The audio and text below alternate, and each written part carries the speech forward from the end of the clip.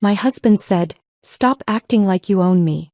You don't get to tell me where I go or who I'm with." Everyone laughed. I just smiled and said, "You're right. We're not together anymore." When he came home that night, his key didn't work. The locks were changed. The neighbor told him something he'll never forget. They laughed for 17 seconds. I counted each one while standing frozen in my burgundy dress, champagne flute trembling in my hand as Carter's words hung in the decorated conference room like a banner of my humiliation. "Stop acting like you own me, Ruby. You don't get to tell me where I go or who I'm with." 20 colleagues from his company had witnessed my husband publicly dismantling our marriage, their amused faces blurring through tears I refused to let fall. Now at 5:45 a.m. the morning after, I stood in our 19th floor apartment making his coffee with the mechanical precision of someone planning a careful demolition, the locksmith's business card already tucked in my pocket, my phone showing 3 missed calls from the divorce attorney I'd contacted from the parking lot while those 17 seconds of laughter still echoed in my ears. The coffee maker gurgled its familiar morning song while Carter slept undisturbed in our bedroom, blissfully unaware that his theatrical performance had triggered something irreversible. 2 sugars, no cream.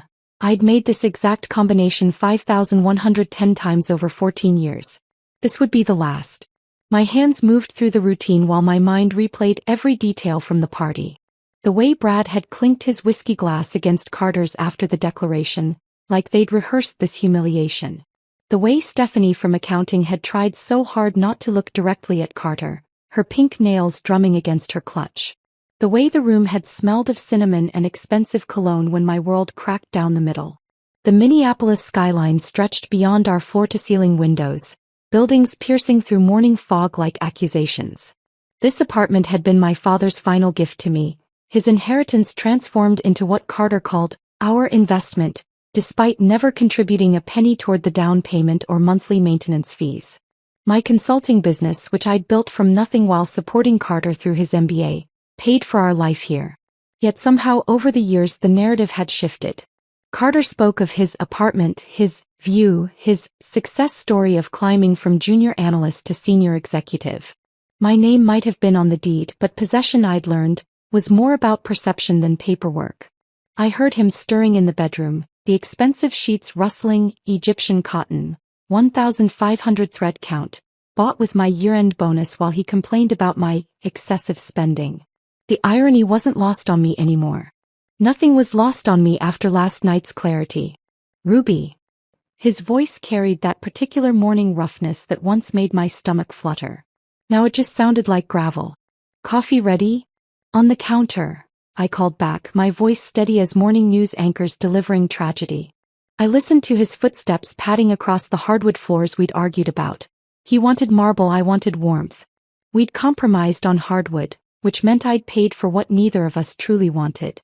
He emerged from the bedroom in his Princeton boxer shorts and nothing else, shoulder muscles rolling as he stretched. Carter maintained his body with the dedication of someone who believed physical perfection could compensate for character deficiencies. At 41, he still looked like the man I'd married at 27, except now I could see past the surface to the hollow architecture beneath. "What time did you get home last night?" He didn't look at me as he grabbed his mug, the question casual as weather commentary. "Around 11. The lie came easily. I'd actually spent 2 hours in the parking garage, making phone calls and crying off carefully applied makeup. Then I'd sat in our building's lobby until 2 a.m., having a conversation with Harold the doorman that changed everything I thought I knew about Tuesday afternoons." Carter grunted his acknowledgement, already scrolling through his phone. "Brad's sending over the investment paperwork today. Need your signature by 5. The words hung between us like last night's humiliation. Brad's startup. A cryptocurrency venture that sounded like money laundering dressed in tech vocabulary. They wanted my father's inheritance, the $400,000 that represented 30 years of his work as a construction foreman, his calloused hands and broken back transformed into my financial security. Carter had been mentioning it for weeks, each time more insistent, less asking than informing. "I want to see the business plan first," I said, same as yesterday, same as last week.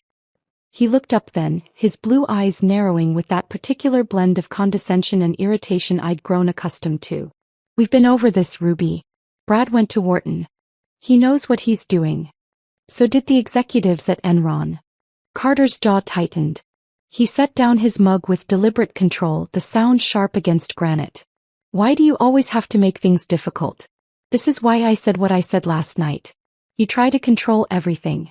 There it was. The bridge between last night's public humiliation and this morning's gaslighting. I'd learned to recognize his patterns. Humiliate, then blame me for the humiliation. Demand, then accuse me of being demanding. Take, then paint me as selfish for noticing. You're right, I said, words smooth as the silk blouse I'd worn to my execution. I shouldn't try to control things. Like my own inheritance. Or my own life. He missed the edge in my voice, already confident in his victory. Exactly. When you're reasonable, everything works better. He walked over, pressed a kiss to my forehead that felt like a stamp of ownership. Wear that burgundy dress again tonight. There's another party at the Marriott. Client thing. My stomach turned. The same dress as last night? It looked good on you. Powerful. He said the last word with a smirk, remembering the saleswoman's comment I'd foolishly shared. Besides, these clients weren't at yesterday's party. No one will know it's the same dress. Except I would know. I'd be wearing my humiliation like a uniform, a walking reminder of 17 seconds of laughter. That's when I understood he wanted me to wear it. He wanted me marked by last night, branded by his public declaration of independence while he played devoted husband tonight. I'll think about it, I said, voice neutral as Switzerland. He was already walking back to the bedroom, dismissing me with the confidence of someone who'd never had his locks changed. Don't overthink it, Ruby. It's just a dress. But it wasn't just a dress. It was everything. Every small surrender, every swallowed objection, every time I'd made myself smaller so he could feel bigger. The burgundy dress was just the latest uniform in a long line of costumes I'd worn in the theater of our marriage, where Carter directed every scene and I'd forgotten I could walk off stage. My phone buzzed. Alexandra, the divorce attorney, texting, "Room in my schedule at noon if you're ready to proceed." I looked at the locksmith's card on the counter, then at Carter's coffee mug with his lips prints on the rim, finally at the sunrise painting our apartment gold. Everything looked different in this light. Temporary, changeable, like a stage set waiting to be struck. Actually, I called toward the bedroom loud enough for him to hear over his shower. I know exactly what I'm wearing tonight. What he didn't know was that I'd be wearing it in my apartment with my locks, living my life. The 17 seconds of laughter had stopped echoing. What remained was the sound of my own heartbeat, steady and certain, counting down to freedom. Carter's hand pressed harder against my lower back as we entered the Marriott's grand ballroom, his fingers spreading across the burgundy fabric like he was marking territory. The pressure felt different now. Not protective but possessive, the way someone might grip a briefcase full of money. The room sparkled with holiday decorations that someone had spent a fortune on, gold garlands, crystal centerpieces, and enough twinkling lights to power a small neighborhood. The smell of expensive perfume mixed with bourbon and that particular scent of corporate ambition. Sharp, metallic, desperate. "Remember," Carter murmured against my ear, his breath hot with the whiskey he'd already consumed in the limo, "these are important clients. Try to be pleasant." Pleasant. The word stuck in my throat like swallowed glass. After last night's humiliation, after 17 seconds of his colleagues laughing at me, he wanted pleasant. I was about to respond when I saw her. Stephanie from accounting, standing near the bar in a burgundy dress so similar to mine it couldn't be coincidence. The neckline plunged lower, the hem rose higher, but the color was identical. She stood with her back to us, blonde hair cascading down her spine like a waterfall of betrayal. Melissa, Brad's wife, appeared at my elbow with 2 champagne flutes. Her eyes darted between Stephanie and me, her face cycling through expressions like a slot machine before landing on pity. "Ruby, you look lovely," she said, handing me a glass while obviously struggling not to stare at the matching dresses. "Interesting color choice tonight," I said, my voice steady as I watched Carter notice Stephanie. His hand fell from my back instantly, like I'd suddenly become radioactive. His pupils dilated, jaw slackened, and for 3 seconds he forgot I existed.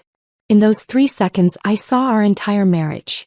Every late meeting, every Tuesday afternoon, every text he'd hidden by tilting his phone away. Stephanie turned then, her eyes meeting mine over Carter's shoulder.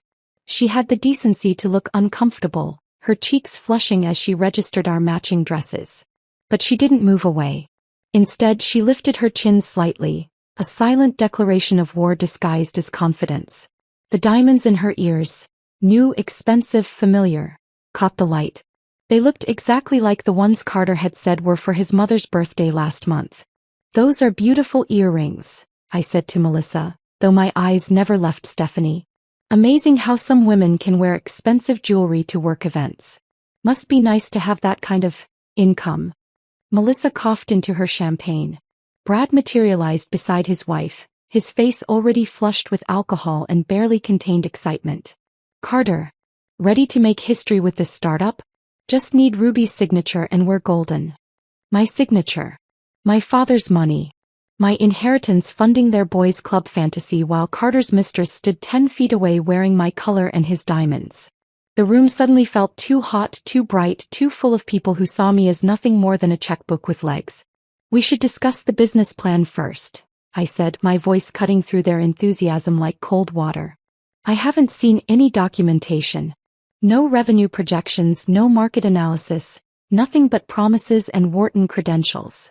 Carter's face darkened, that particular shade of red that preceded his worst moments. "Ruby, we've discussed this." "No, you've talked. I've listened. There's a difference." I took a sip of champagne, letting the bubbles give me courage. "It's $400,000, Carter.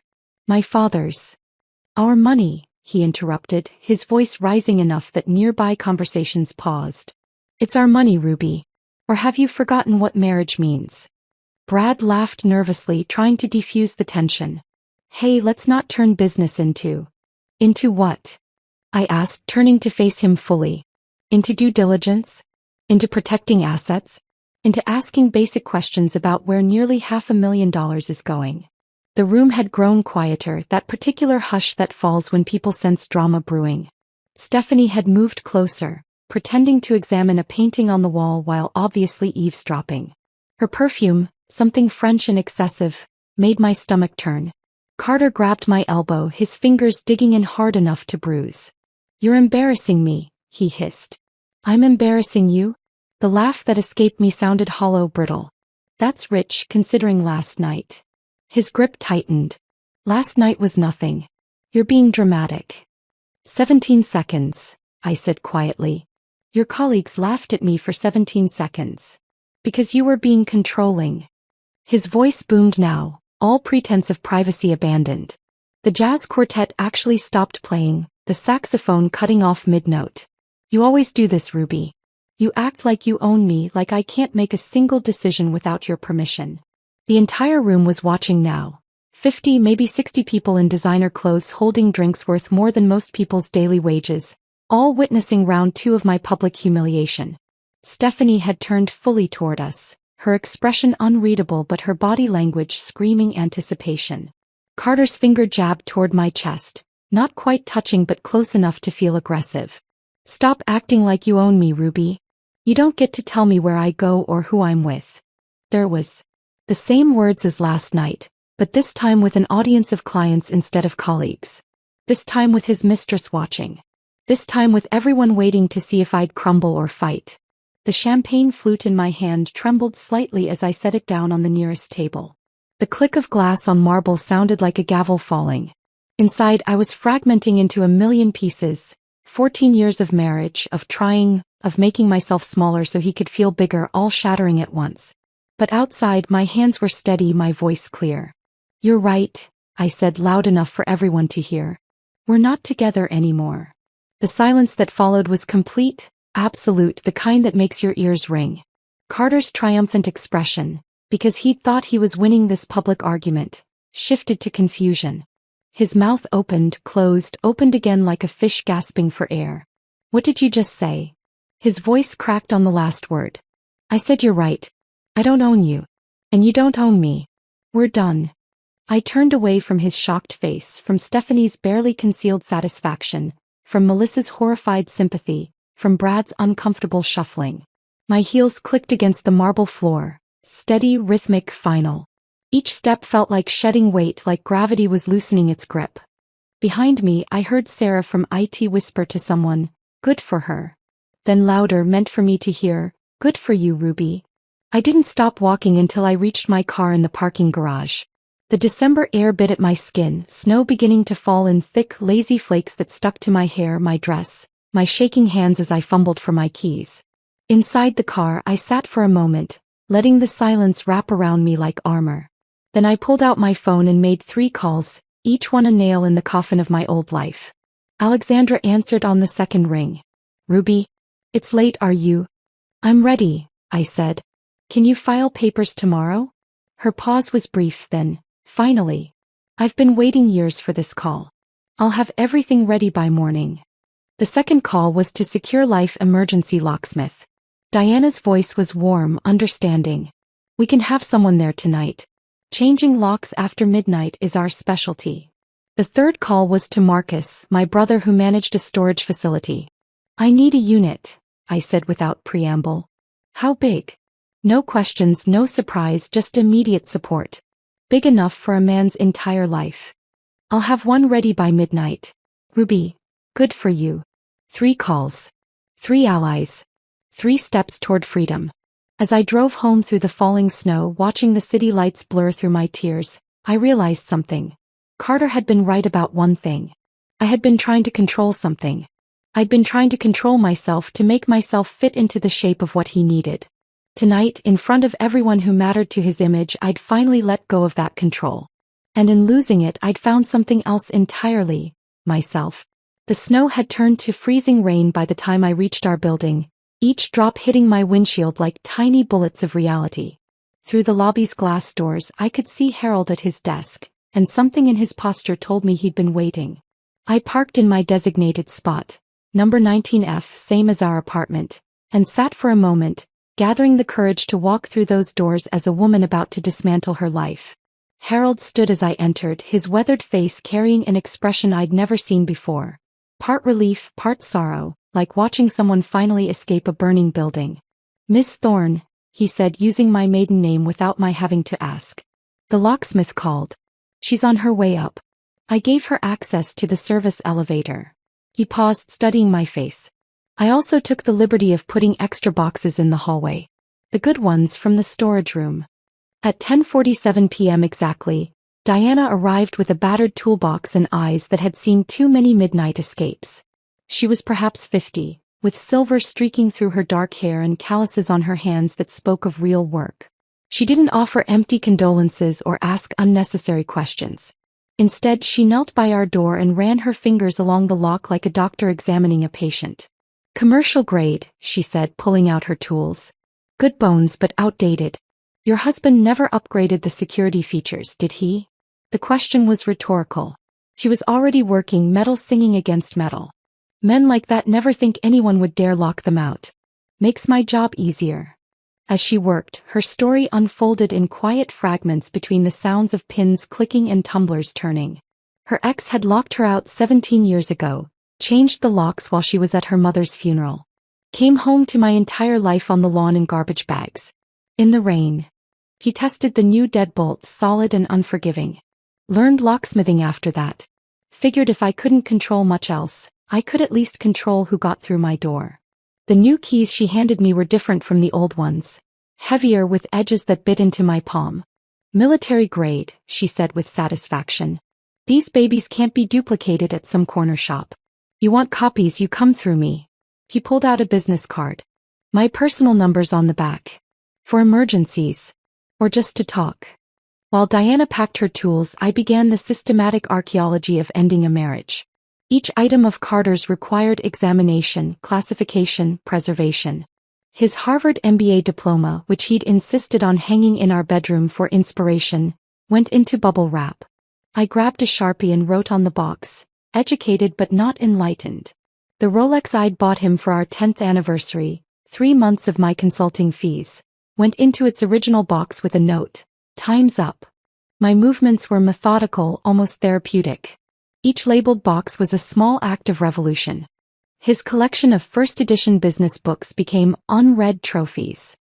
The golf clubs he'd bought with what he called his bonus but was actually our tax refund were tagged borrowed dreams.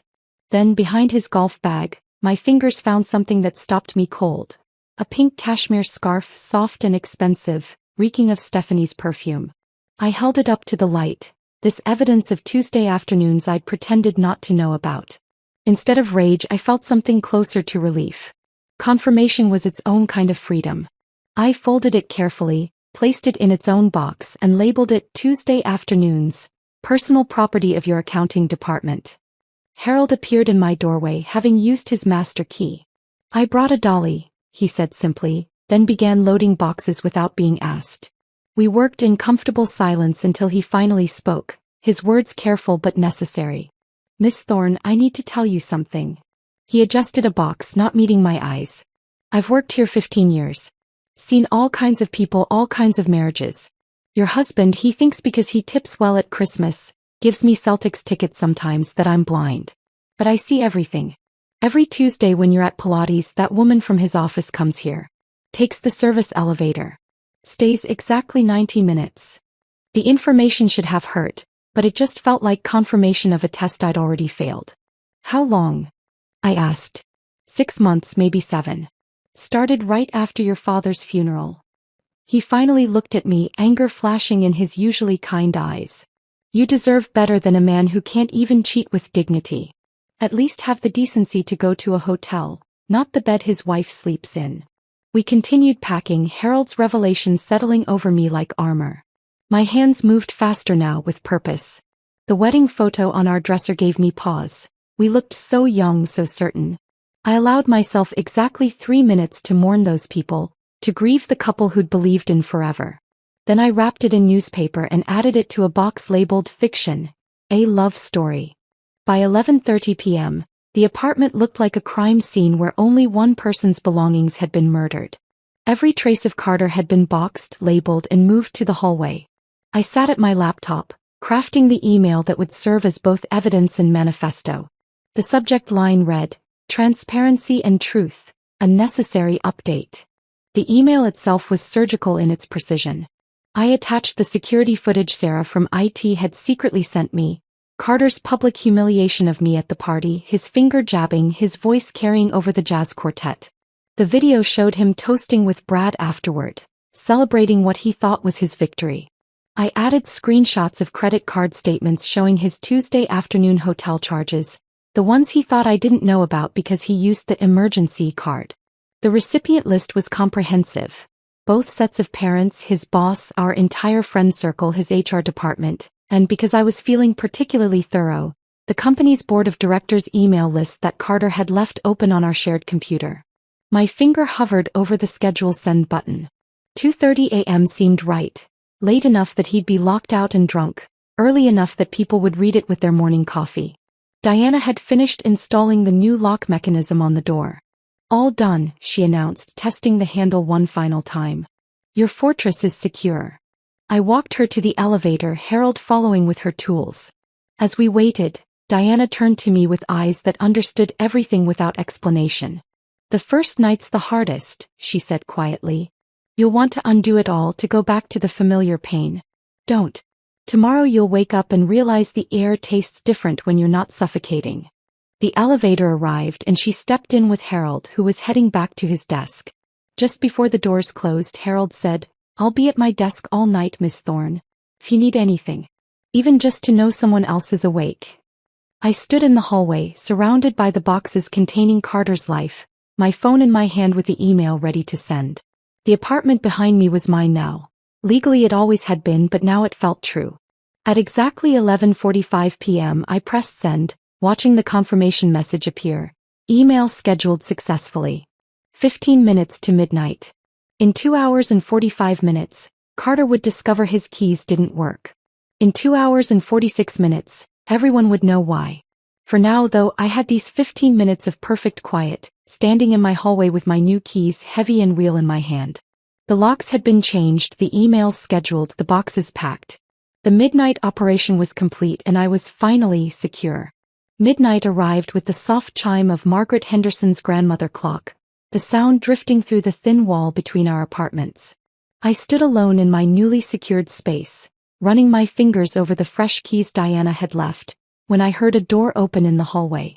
Through my peephole, I watched Margaret emerge from 19G in an emerald silk robe and matching slippers, carrying a silver tea service as if midnight visits were perfectly routine. She paused at the boxes lining the hallway, examining my labels with the careful attention of someone appraising evidence. Her fingers traced the words on one box, Tuesday afternoons, and a knowing smile crossed her face. She knocked on my door with 3 precise taps. "Miss Thorne," she said when I opened the door, using my maiden name without explanation. "I believe we have some time before the main event. Would you join me for tea?" Her apartment was exactly what I'd imagined, book-lined walls, oriental rugs over hardwood, and the kind of furniture that whispered old money and good taste.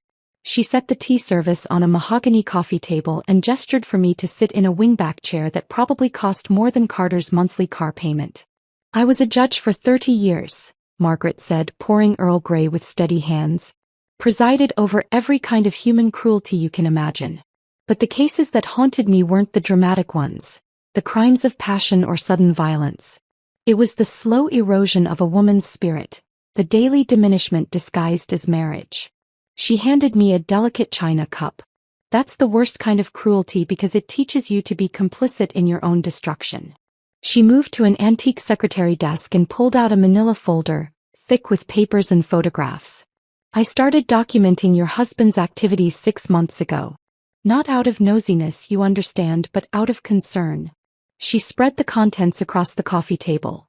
Photographs with timestamps, dates carefully noted in her precise handwriting. "Every Tuesday 1:15 p.m. The blonde arrives separately, takes the service elevator. Your husband follows 10 minutes later. They leave the same way separately around 2:45. The evidence was overwhelming in its banality. Carter in the lobby checking his phone. Stephanie entering with an oversized purse. The two of them accidentally captured in the same frame near the elevator, carefully not acknowledging each other. Margaret had built a case with the thoroughness of someone who understood how truth needed documentation to become justice. "Why?" I asked, my voice barely above a whisper. "Because I was you once," Margaret said simply. 40 years ago, different husbands, same story. But back then nobody documented anything. Nobody helped.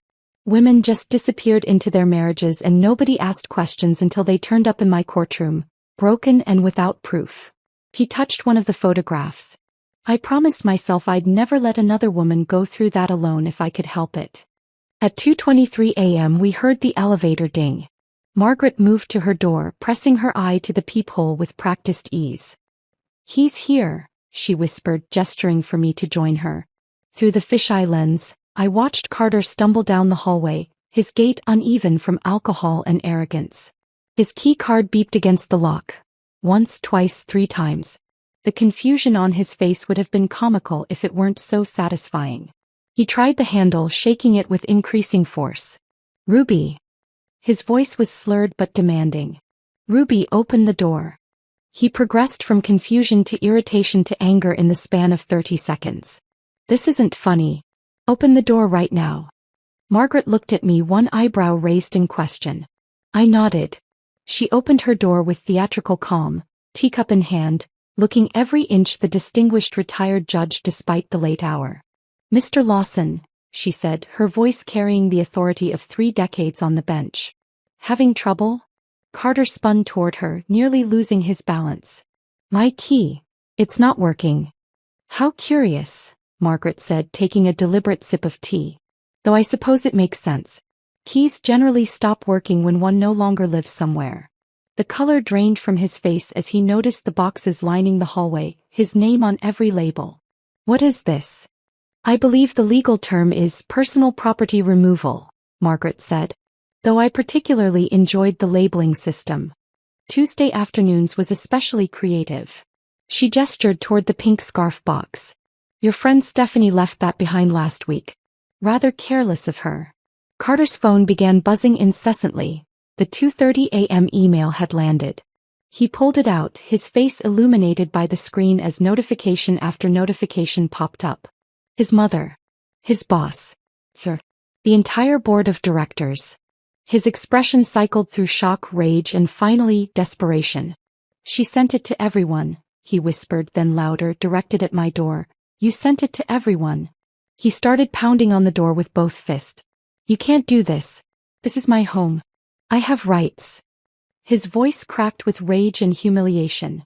Margaret calmly pulled out her phone and began recording. Please continue your performance, Mr. Lawson. I'm sure Ruby's attorney will find this very helpful. Threatening behavior, attempted forced entry, intoxicated aggression. It's all quite compelling.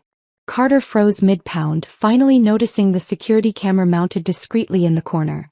The one I'd installed last month after sensing something shifting in our marriage. His bravado crumbled instantly. The man who'd humiliated me in front of colleagues, who'd declared his independence from our marriage, actually whimpered. Margaret and I exchanged a look through her doorway that spoke volumes about the particular fragility of men who mistake control for strength. She continued recording as Carter sank to his knees in front of the door, his voice shifting to pleading. Ruby, please. Let's talk about this. We can work it out. I believe she already tried talking, Margaret said coolly. At 2 separate company events, if the video evidence is accurate. You chose public humiliation instead of private conversation. Now you're experiencing the consequences of that choice. Carter gathered his boxes with shaking hands, muttering about lawyers and unfair treatment. As the elevator doors closed on his defeated figure, Margaret turned to me.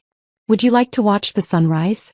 I make excellent coffee to go with dawn revelations. We settled by her window, the city still dark but beginning to stir. Margaret pulled out a photo album, opening to a page from 1983. A younger version of herself stood in judicial robes, fierce and solitary. My first husband was a surgeon, she said. Brilliant, charming, and systematically cruel. He made me feel small for being smart, inadequate for being successful. It took me 10 years to realize the lock keeping me trapped wasn't on any door. It was in my head. She showed me another photo, her swearing-in ceremony as a judge. The day after I left him, I felt like I could breathe for the first time in a decade. But it was lonely. Nobody talked about it then. Women just endured or escaped quietly. The sky began to lighten, painting the clouds in shades of pink and gold. Your generation is different, Margaret continued. You document. You share. You refuse to disappear quietly into bad marriages. She raised her coffee cup toward me. To locks that change, both physical and mental. We sat in comfortable silence, 2 women from different generations bound by the same understanding. The city woke around us, and somewhere out there, Carter was discovering that his world had fundamentally shifted while he slept off his arrogance. The reckoning had come not with dramatics but with dignity, witnessed by a woman who understood that justice sometimes looks like Earl Grey tea and carefully documented truth. Margaret's coffee had grown cold in my hands as the first rays of sunlight painted Minneapolis in shades of gold and amber. We sat in comfortable silence, 2 women who understood that some victories taste better when shared quietly. Then at exactly 7 a.m., my phone shattered the peace with a ringtone I'd assigned specifically to avoid. Patricia Lawson, Carter's mother. I looked at Margaret, who nodded encouragingly. Sometimes the most surprising allies come from unexpected places, she said softly. Patricia's voice, usually sharp with disapproval and thick with Connecticut breeding, trembled like autumn leaves. Ruby, I've seen the email. The video. Everything. A pause so long I thought the connection had dropped. What has my son done? For 14 years, this woman had treated me like the help who'd somehow tricked her precious Carter into marriage. She'd made comments about my father's blue-collar background, suggested I take etiquette classes, and once told her garden club friends that Carter had married down for love, poor thing. Now her voice carried something I'd never heard before, shame. He did exactly what you raised him to believe he could do, I said, surprising myself with the steadiness in my voice. Take what he wanted without consequences. The sharp intake of breath on the other end might have been a sob. I raised him better than this. His father would be appalled. His father was having an affair with his secretary when he died, Patricia. Carter learned from the best. The silence stretched between us, years of pretense crumbling in seconds. When she finally spoke again, her voice was smaller, older. I suspected but never. I couldn't face it. Just like I couldn't face what Carter was becoming. I'm keeping the Christmas china you gave me, I said, looking at the morning light dancing across Margaret's coffee table. It's the only thing from your family worth holding on to.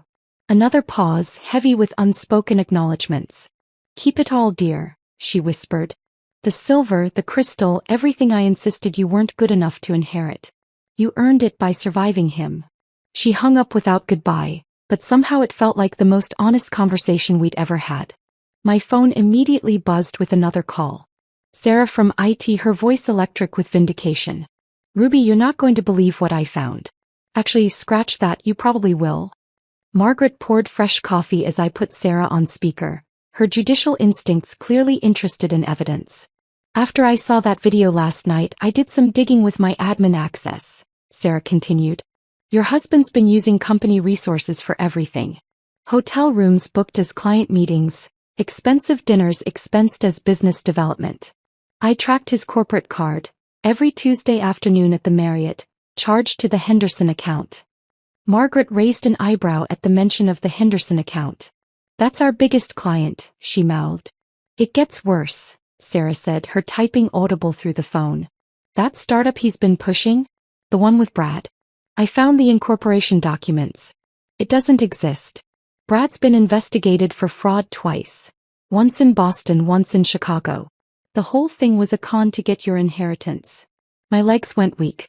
I sank into Margaret's wingback chair, the weight of what I'd almost lost crushing down on me. $400,000. My father's life work. Nearly stolen by the man who'd vowed to protect me. I've forwarded everything to HR and Mr. Davidson, Sarah continued, referring to Carter's boss. Also sent copies to the SEC whistleblower department. The fraud division loves this kind of thing. By the time I ended the call, my phone was already exploding with messages. The digital unraveling of Carter's reputation was happening in real time, each text a thread pulled from his carefully woven image. Jennifer from legal, we never liked how he talked about you. Like you were an accessory he'd purchased.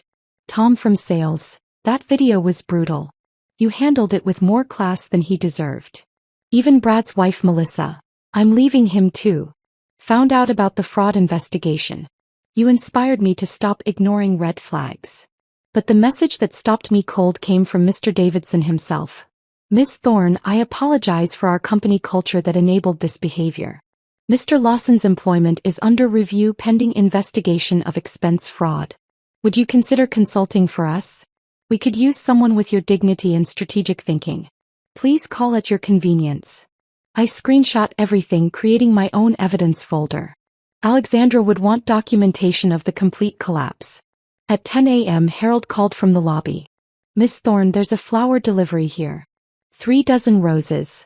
I've refused them as you requested, but the delivery guy says they're paid for and he can't take them back. Donate them to the hospital, I said. Tell them they're from an anonymous donor who's celebrating freedom. With pleasure, Harold replied.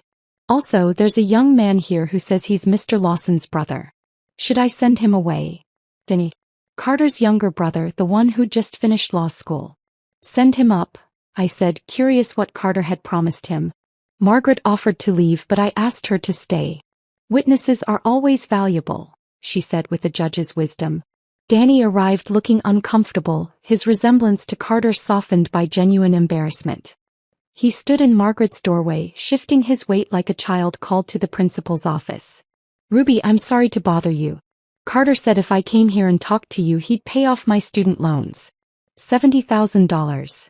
He met my eyes with difficulty. But I'm guessing that's not happening, is it? He doesn't have $70,000, I said gently. He's been living off my income for 2 years. His salary barely covers his car payment and his wardrobe. Danny's face went through several expressions before landing on anger. That lying piece of, he caught himself glancing at Margaret. Sorry. He told me you were the one overspending, that you were bleeding him dry with your shopping habits. My shopping habits consist of buying groceries and occasionally replacing worn-out work clothes, I said. Would you like some coffee? There are things about your brother you should probably know. Over the next hour, Danny revealed more pieces of Carter's hidden history. The gambling debts from his MBA days that Patricia had quietly paid. The previous engagement to a banker's daughter that ended when her father discovered Carter's lies about his family's wealth. The investment schemes at his first job that HR buried to avoid scandal. I always wondered why he was so secretive about certain things, Danny said, staring into his coffee. Now it makes sense. He wasn't protecting family privacy, he was protecting his con game. As Danny left, he turned at the door. Ruby, for what it's worth, the family knew you were too good for him. Even Mom, though she'd never admit it. We just didn't know how to tell you. The unraveling was complete. By noon, Carter's carefully constructed world had collapsed like a house of cards in a hurricane. His reputation, his job, his family's illusions, his financial schemes.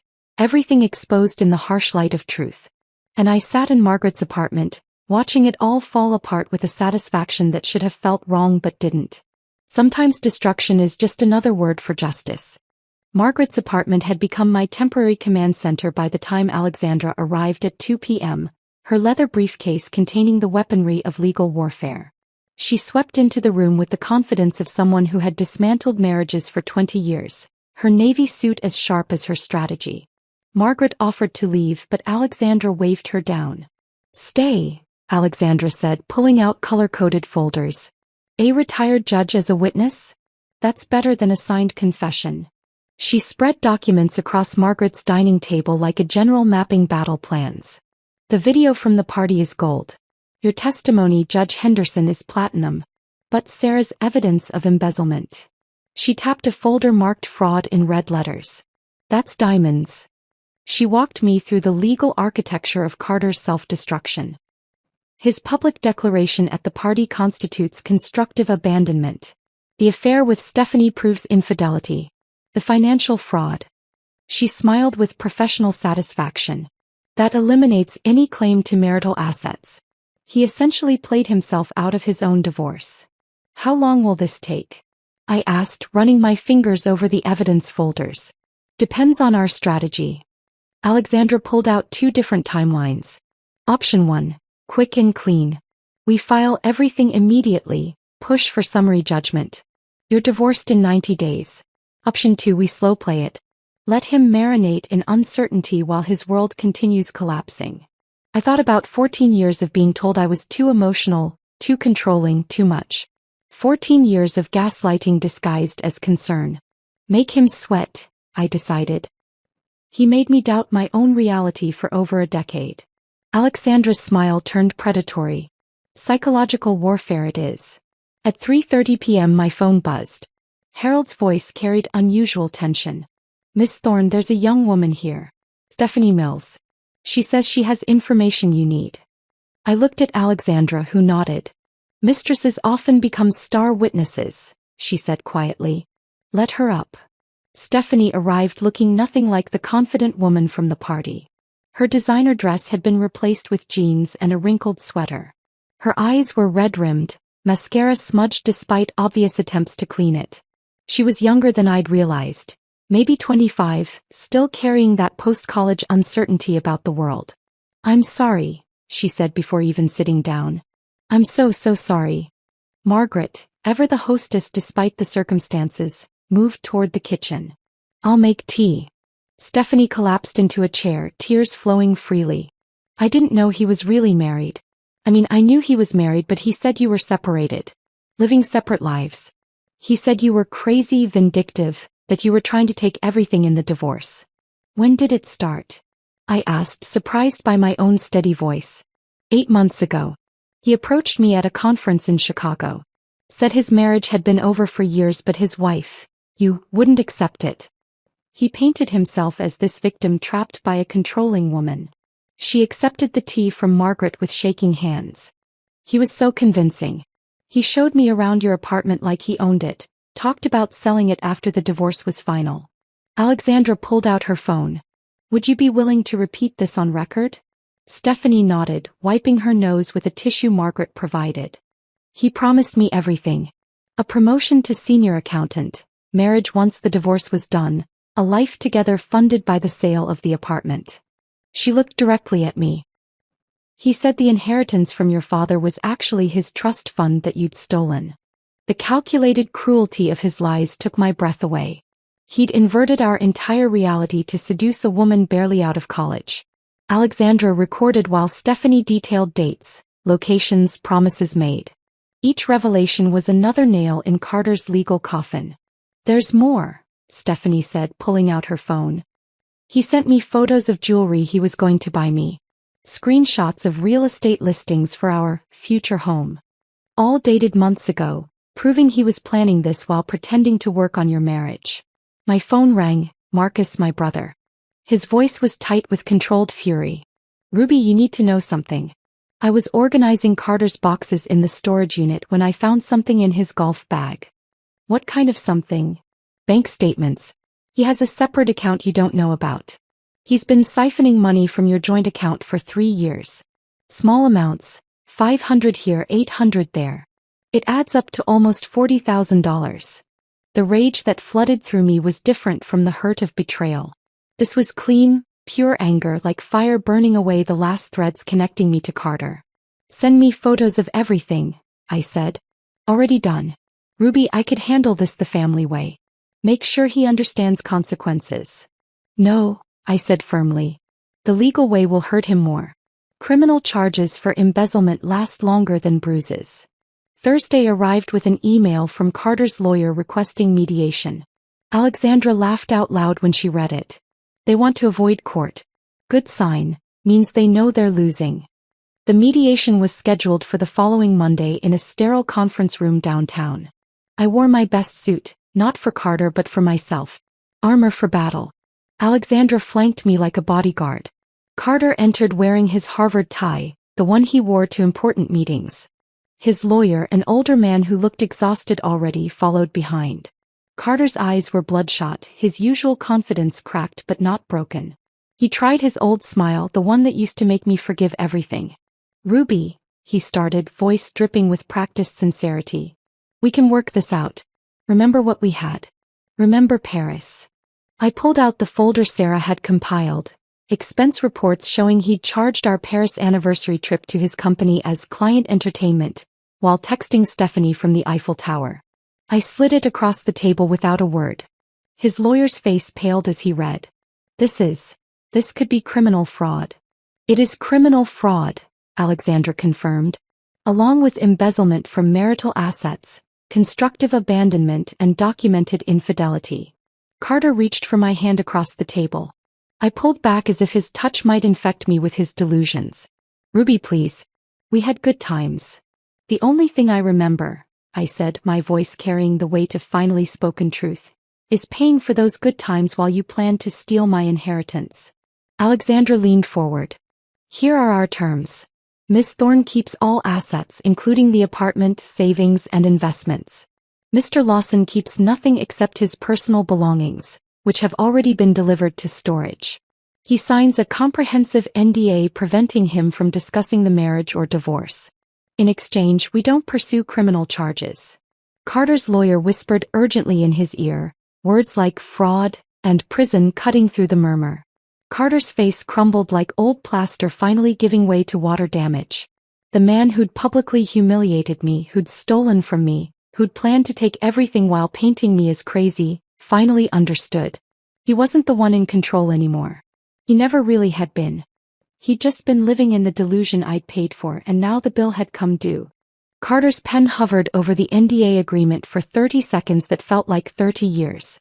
His hand trembled slightly as he finally signed, the sound of ink on paper marking the legal death of our marriage.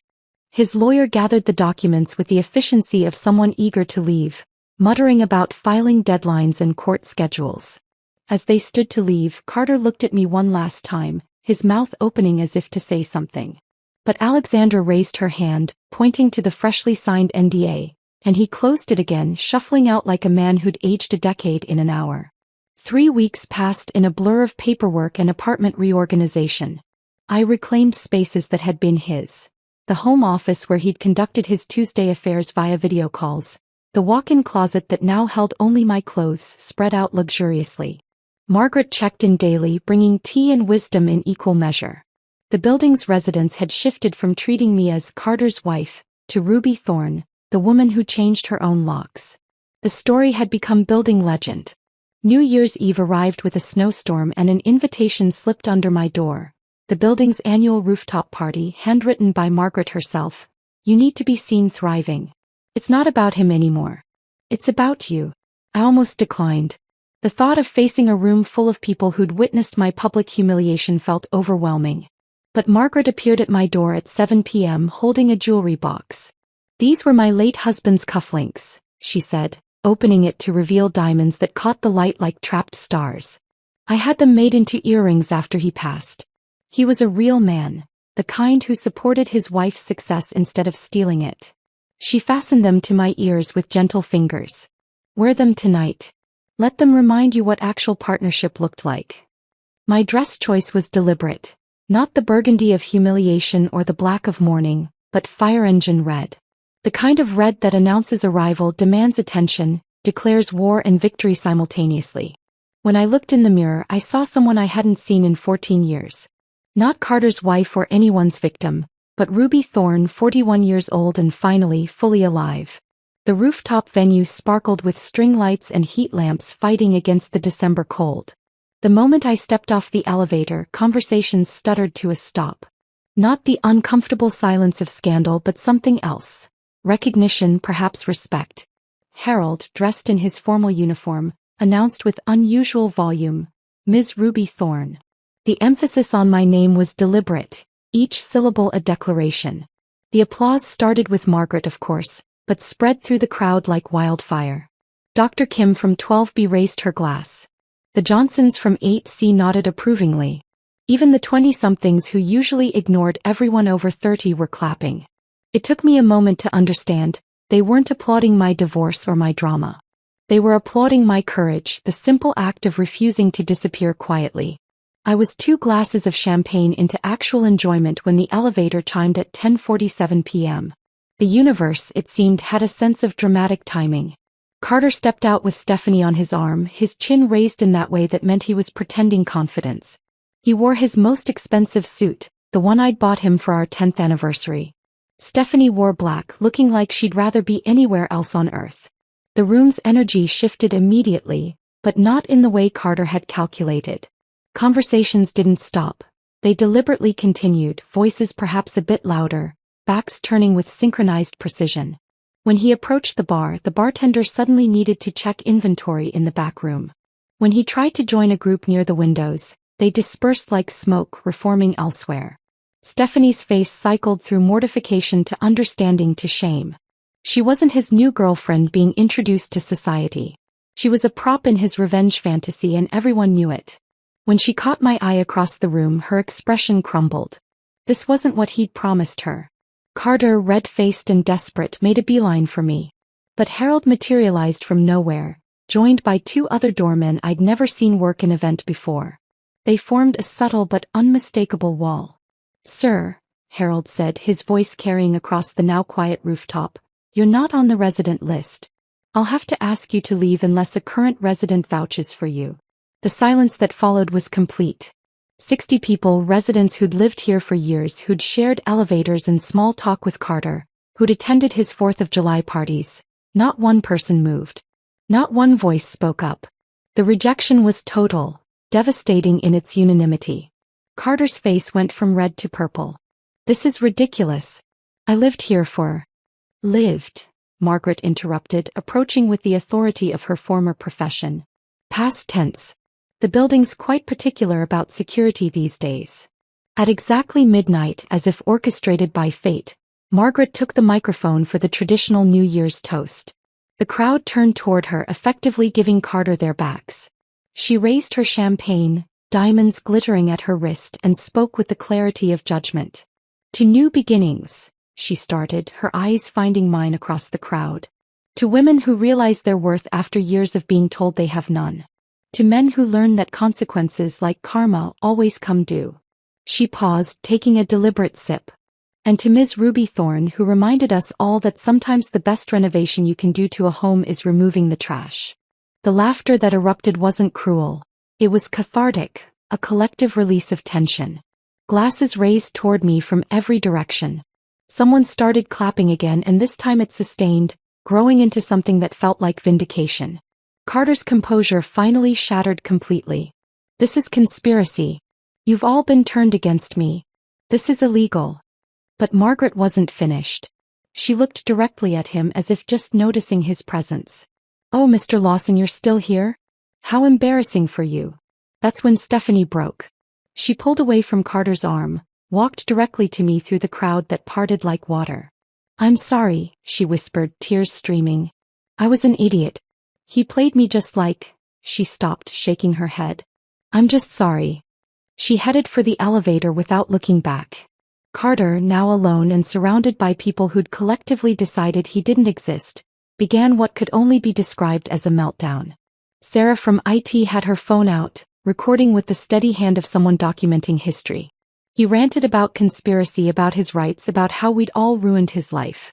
"You ruined your own life," Margaret said calmly, her microphone still on. "Ruby just stopped being your cleanup crew." That's when building security arrived. Not the friendly doormen, but actual security, the kind they kept for real problems. As they flanked Carter, he made one last desperate proclamation. "I'll destroy you in court, Ruby. You'll get nothing." Alexandra, who'd been quietly sipping champagne in the corner, laughed loud enough for everyone to hear. "With what money? Your assets are frozen pending fraud investigation. Your job is gone. Your mistress just publicly dumped you. Even your mother took Ruby's side." She raised her glass mockingly. "Happy New Year, Carter." As security escorted him out, the crowd turned back to me.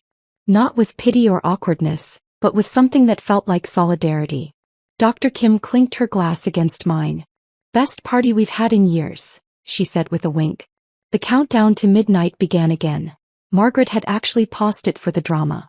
As the numbers decreased and the ball dropped on the screen, I stood surrounded by neighbors who'd become witnesses who'd become allies. The new year arrived with cheers and champagne, and for the first time in 14 years, I celebrated without wondering what mood Carter would be in tomorrow.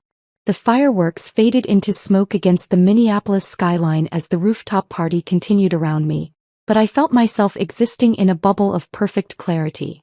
Margaret squeezed my hand once before releasing it, her eyes carrying the satisfaction of justice served. The new year had arrived, and with it the strange sensation of being completely unanchored from my old life. Not drifting, but finally free to choose my own direction. January dissolved into February, then March, each day building toward the final legal confrontation. The courthouse in downtown Minneapolis stood like a monument to other people's endings, but for me, it represented beginning. The same building where Margaret had once presided over countless divorces would now host mine. The morning of June 15th arrived gray and humid, the kind of weather that makes everything feel heavy except my heart. Carter appeared diminished in every way, his suit clearly borrowed, hanging loose on shoulders that had lost their arrogant set. His lawyer, a public defender who looked exhausted before proceedings even began, shuffled papers with the resignation of someone who knew this was just procedure. The embezzlement charges hovering over Carter's head had removed any possibility of contest. He couldn't fight without risking criminal prosecution. The judge, a woman about Margaret's age with similar sharp eyes, reviewed the documents with efficiency. "Mr. Lawson, do you contest any of the terms set forth in this dissolution?" "No, Your Honor." His voice cracked on the honorific. 12 minutes. That's all it took to legally dissolve 14 years. The gavel came down with a sound like punctuation at the end of a very long sentence.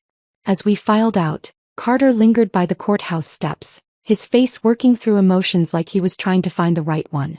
"I loved you once," he said, the words falling flat in the humid air.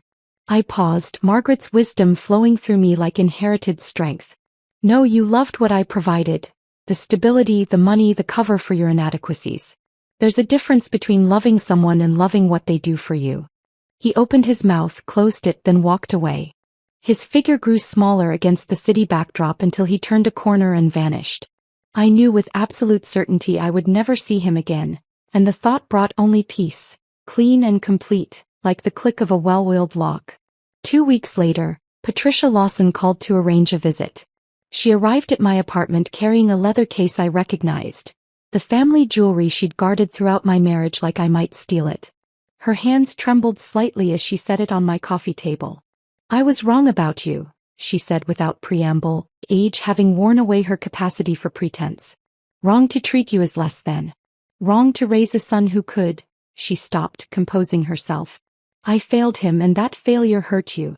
We sat across from each other, two women examining the wreckage one man had created between them. She opened the case, revealing pieces I'd only seen in family photos. An Art Deco bracelet, pearl earrings from the 1920s, a sapphire ring that had belonged to Carter's grandmother. "These should have been yours from the beginning," Patricia said. "I withheld them out of snobbery, thinking you weren't good enough for our family. The truth is we weren't good enough for you. We would never be friends. Too much history, too much hurt. But in that moment we found understanding." She told me Carter was living with Danny now, working at an enterprise location near the airport, dating a woman named Jennifer who thought he was divorced because his wife had been unfaithful. "I hope he's learned," Patricia said, though her tone suggested she knew better. "You taught him the lesson I couldn't, that actions have consequences." Before leaving, she embraced me, not the air kisses of 14 years, but a real hug, the kind that acknowledges shared pain. "Thank you for not destroying him completely," she whispered against my ear. "I only destroyed the fiction," I replied. "The rest was always there waiting to be exposed." By September, my consulting firm had tripled its client base. The story of the woman who locked out her life had become Minneapolis business legend. Female executives sought me out specifically, wanting the strategic mind that could orchestrate such a complete reversal of power. "If you can plan a divorce like a military operation," one CEO told me over lunch, "imagine what you can do for my merger." I moved offices to a building with windows that actually opened, a detail that felt monumentally important. Fresh air whenever I wanted it, no climate control beyond my own preferences. Margaret visited weekly, and together we'd founded something unexpected. The Lock Club, a support group for women learning to control their own doors, both literal and metaphorical. "We should write a book," Margaret suggested one afternoon, watching the group of 12 women sharing stories of escape and triumph. "Call it Changing the Locks, a guide to reclaiming your life." "Maybe," I said, though I was already thinking about chapters' structure, the way truth could become instruction for others trapped behind doors they thought they couldn't change. Now, on this Tuesday morning in October, I stood in my apartment, truly, completely mine, watching another sunrise paint the city gold. The locks had evolved again, smart locks controlled by my phone, a technology that felt symbolic. No physical keys to copy, no mechanical tumblers to pick. Just encrypted digital security I controlled completely. Harold still worked the front desk, still called me Ms. Thorne with obvious pride. Young women in the building sought me out for advice about relationships, careers, self-worth. Last week, a 28-year-old named Emma asked me the question I'd once asked myself.